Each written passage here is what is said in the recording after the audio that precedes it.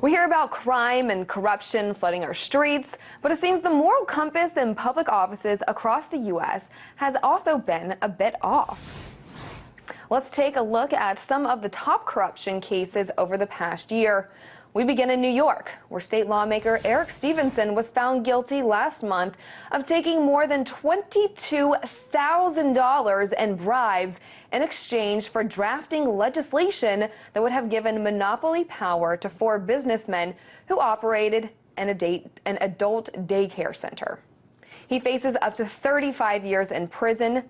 Maybe the New York legislature could use a babysitter of their own. The 4th spot on our corruption countdown takes us to Virginia, where former Governor Bob McDonnell and his wife were charged last month for taking loans and gifts in exchange for helping promote dietary supplement maker Star Scientific. The civil case is ongoing, but authorities allege that the couple took private plane rides, a Rolex watch, Louis Vuitton shoes, golf clubs, and more, totaling at least $165,000. The McDonald's pled not guilty to the charges and requested a jury trial scheduled for this summer. Now to the downfall of the former leader of a city that's now in crisis. Ex-Detroit Mayor Kwame Kilpatrick was sentenced to 28 years in prison for corruption last October. This is one of the longest sentences ever handed to a major U.S. politician. He was involved in racketeering, bribery, and extortion, which worsened the city's financial crisis.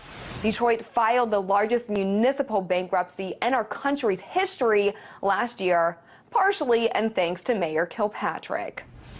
And in Baltimore, 27 correction officers at a Maryland jail were indicted last November for helping the Black Gorilla family prison gang manage a profitable drug operation while incarcerated in the city's jail.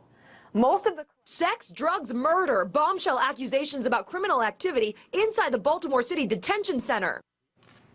Most of the corrections officers who assisted the gang members in keeping their operations going behind bars were women who smuggled drugs, cell phones, and other contraband into the jail via their hair and body parts. Additionally, 4 of these women became impregnated by the gang leader Trevon White.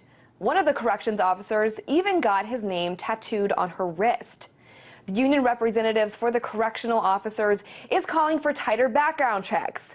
But for now, those guards could be finding a more permanent position at the jailhouse.